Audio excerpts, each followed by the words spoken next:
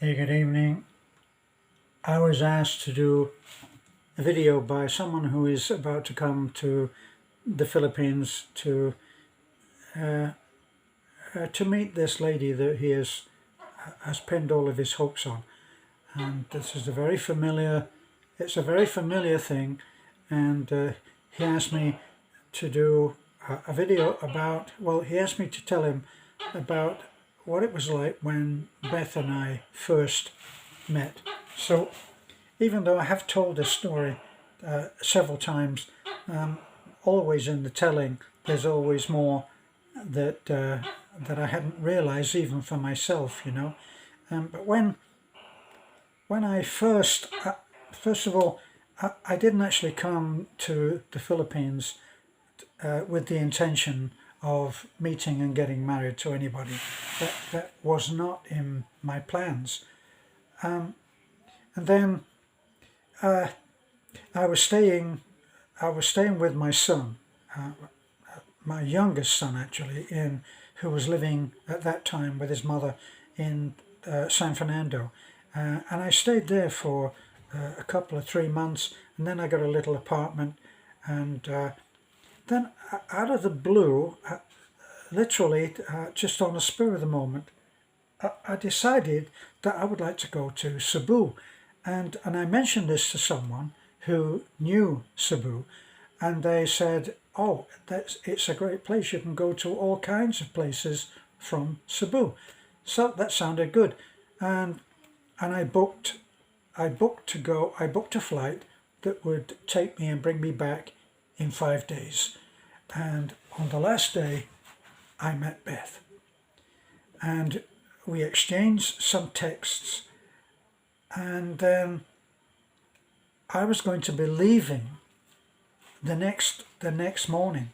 Well, that day, you can look this date up for yourself. That day there was an earthquake, and it was a very tense time because the aftershocks were coming fast and furious, like sometimes every 10 minutes.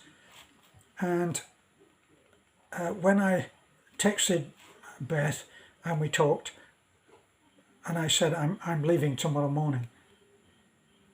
She said, "Is there any way that we can meet?" And that's when she got in a cab and she came over and she met me for the first time. And I've always said I looked at her and thought she's too young, and she certainly looked at me and thought he's too old. And I guess we were both right. But we talked through the night. We didn't do it, okay, but we talked through the night. And the next morning we said goodbye, and we had, well, I don't know, maybe she didn't think this, but I did think that I didn't want to come. I was going to come back to stay in Cebu. I was going to come back and rent a place in Cebu. I've made up my mind, and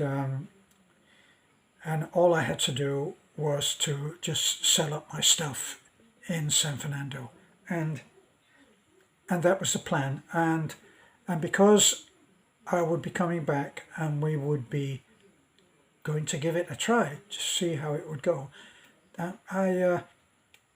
I said we shouldn't see anybody else. So I promised that I won't see anybody else, and I kept that promise, and she promised the same, and she kept that promise. So after, I think it was possibly only a couple of weeks, right? I planned on coming and being here,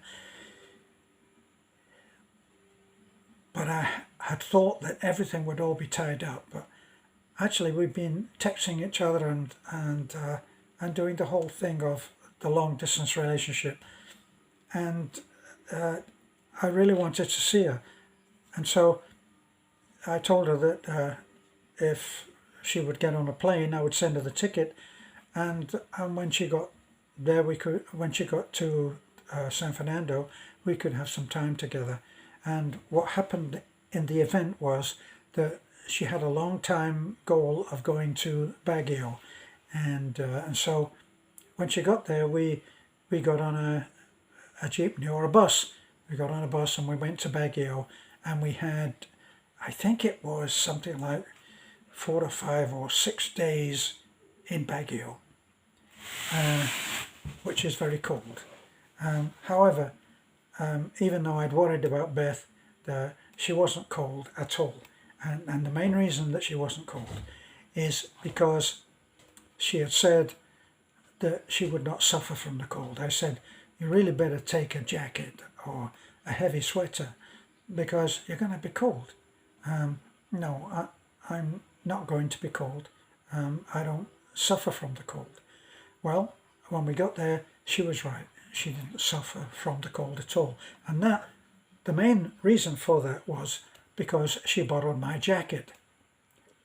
I suffered from the cold, okay? Anyway, we had a great time. And we came back, and she tells me that one of the things that had an impact on her was that I had put some notes, some little notes like this, in her pockets with "I love you" on. And I guess that at least won the chance to try. Well, I tied everything up and I came, and Beth meantime had found a place in Bassac, which is it's the ghetto.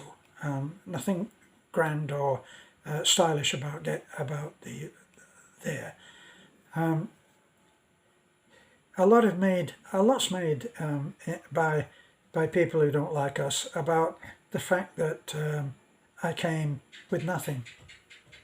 I didn't exactly come with nothing. I came with $2,000 or $2,500 in cash, and a place to stay, and I have 2 pensions. They're very modest pensions, but one of the things that I was able to say to Beth was that even though we may never have a lavish lifestyle, we will not go hungry. We will be taken care of because I have 2 pensions. One of the pensions got stopped because the American pension got stopped. And the reason it got stopped, not permanently, but it got stopped because they have what I call a dead or alive letter. The Brits have a nice word for it. They call it a life certificate. And what they do is they send you a certificate, the Brits send you a certificate, and you sign it and send it back in the same envelope. And it shows that you're alive, and so they continue to pay your pension. We didn't, because of the travelling about and moving about, and me being new to being in the Philippines on a kind of a permanent basis, I didn't get that letter. And so the powers that be stopped my pension, thinking, well, there's no quicker way to get the attention of someone who's on a pension than by stopping their pension, because then they immediately get in touch and they sort whatever the problem is out. But we went through a few months of not very much money. She continued her job at the hospital where she worked, and then finally she quit, and we came to Bohol. We came to Bohol, and this is the kind of thing that perhaps someone who is coming here who doesn't have any experience of the Philippines might be interested in doing, because we moved into a tiny little apartment which was deep within the like tiny little alleyways, which if you spread both arms out, you wouldn't be able to.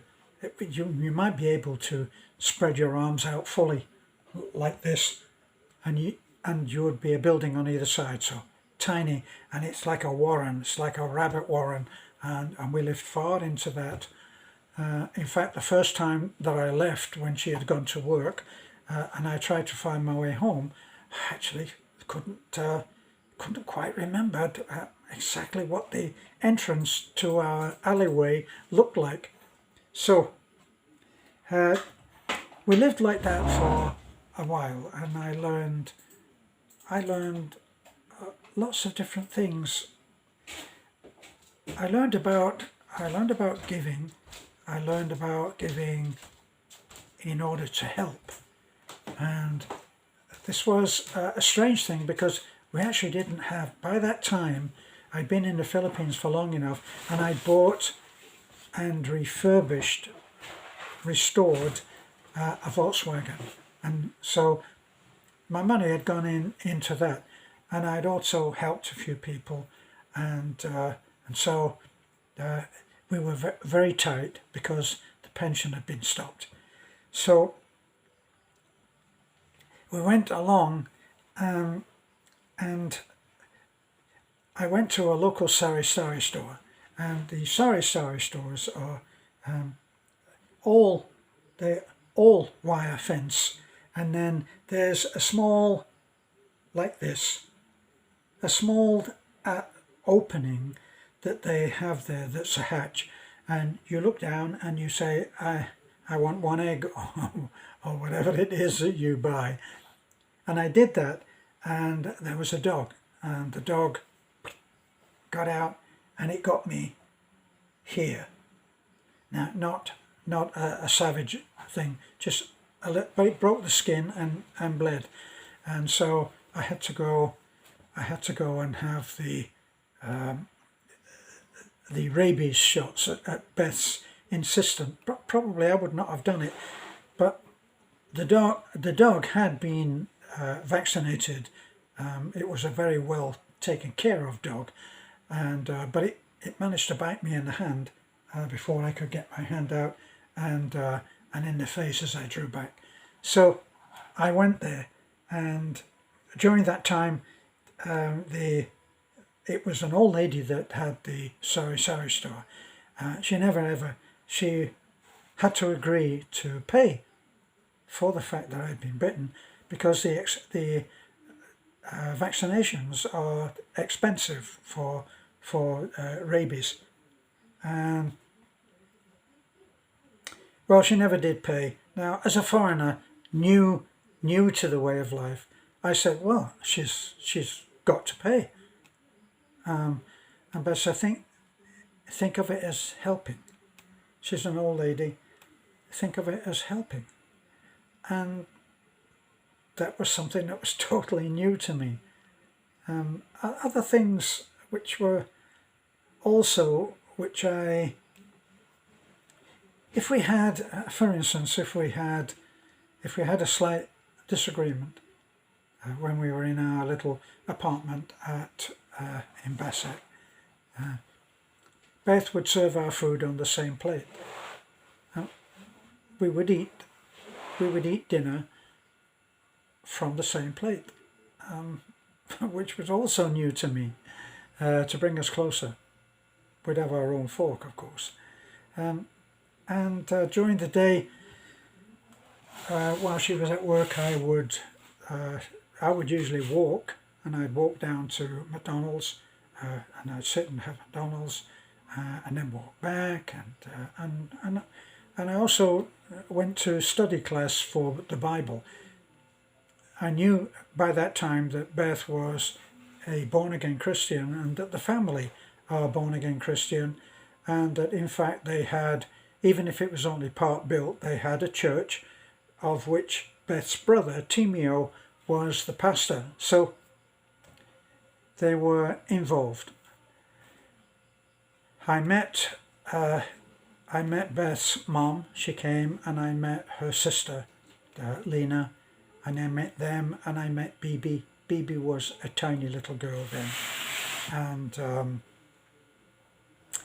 and so I met them, and then when we finally got married, a lot of people contradict me on this, but this is how I found it. People say, what do I need to get married? And I say, if you're coming from, say, America, or you're coming from the UK, bring every single document that you can think that you can lay your hands on, whatever every one, and then you won't need them. So I didn't have all of the divorce papers for my divorce, so it took time to get that. And I remember that it took us 2, maybe 3 months to be able to get married. It just seemed like one obstacle after another, and it was difficult. But finally we did get married, and we had a reception for the family, and I met most of the family then. And then we decided that we would go and live with Nanai, and we moved in with Nanai. Now that's a culture shock beyond belief, because in the Philippines, when these houses are made that you're seeing in most of the photographs, nothing is sealed. No room is sealed. When they fitted electricity to Nanai's house, they put one bulb in the middle of the dividing wall between Nanai's bedroom and our bedroom, because there was a gap of 6 or 8 or 10 inches. So nothing is private. That's what made us decide that we would build a house. And then we went into building the house. And what did we do? Why did we build it of metal? Because people have said, well, it's very hot. Why did you do that? Because we couldn't get any materials up to the house easily. And I knew how to work in metal stud. I'd worked in metal stud in the UK, and I knew how to do it. It was easy to lift. It wasn't heavy. It was a usable, common sense material. Nobody else knew anything about it at that time. And when I said I was going to build out of metal stud, even one American said, "Oh, well, good luck with that," and only changed his mind later when he got a little bit more educated. So we spent best part of 18 months or 2 years building that house, and but finally we got it there in spite of everybody laughing, because they thought that I didn't know what I was doing, and who knows, maybe they were right. But anyway, we spent that time getting to know each other, and Beth had that opportunity to be able to get to know her mom and the rest of her family that were living here on the hill. It was only some time ago, maybe 3 years ago, that we built a house for Nanai, and we built that house out of our own money. That was our gift to Nanai. As soon after we started our channel, we found that our mission, that was a really defining moment for us, was when we decided that our mission was to help, and was to help people who were less fortunate, and that's what we did. We began fairly quickly to do quite well with the channel, and even though what we earned was not a huge amount of money in dollars, when you converted it to pesos times, at that time, I think 48 or 50, maybe even more, we did pretty good.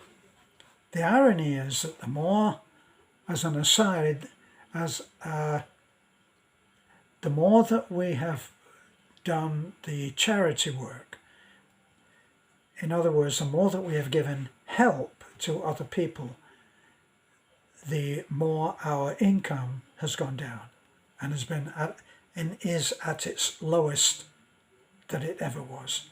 So, critics aside, it's an irony that these things happen. If you're coming over, as obviously this particular talk has to do with trying to help other people who are thinking of coming, and face exactly what we faced, or probably. If you're going to come over, because a lot of people say to us that they want to come over and they want to help, and they say this.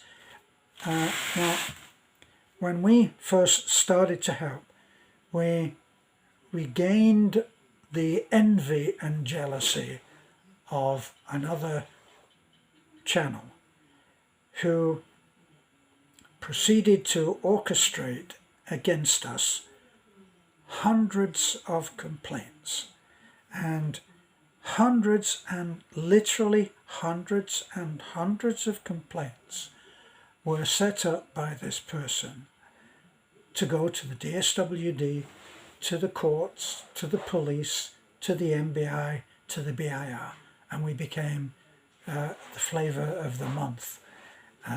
Nothing bad has ever been proved against us, because all that we've ever tried to do is to help. All of that apart, we are still here, we are still doing what we want to do, and will continue to do that. And we have no intention now, because this other person has now decided that she wants to have a charity. We will not be making hundreds of complaints. We've got more to do than that.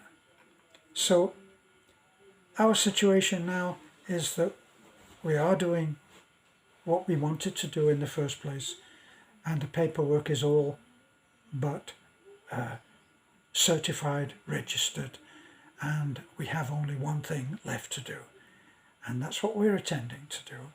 And all of the authorities are informed about where we are in the process. And so we look forward to things changing in the very near future and being able to do much more. And until then, we'll be taking a little more time to ourselves, to each other, to remember what it was like just to make fun videos, because that's what we used to do. We just used to make fun videos. If you look in there, you'll find a video of, what can I say, of Beth riding a carabao called called 007. So these are strange times, and apart obviously from this quarantine craziness, which I feel may very well end soon, certainly in the early part of next year. And that should be a big step in the right direction. Actually, Taliban, as an aside now, is a thriving town. It's a thriving place, businesses opening, and not too much is thought about all of this quarantine thing. Even though if you go in the bank, you have to wear a face shield and a mask in the bank and in the big stores. So that's about it. Everywhere else, no face shields, and the mask is or it's not, depending. When we go out to these small outlying communities that we give help to, I don't see anybody wearing a mask. But anyway, I'll end off here and wish you well, and bye for now.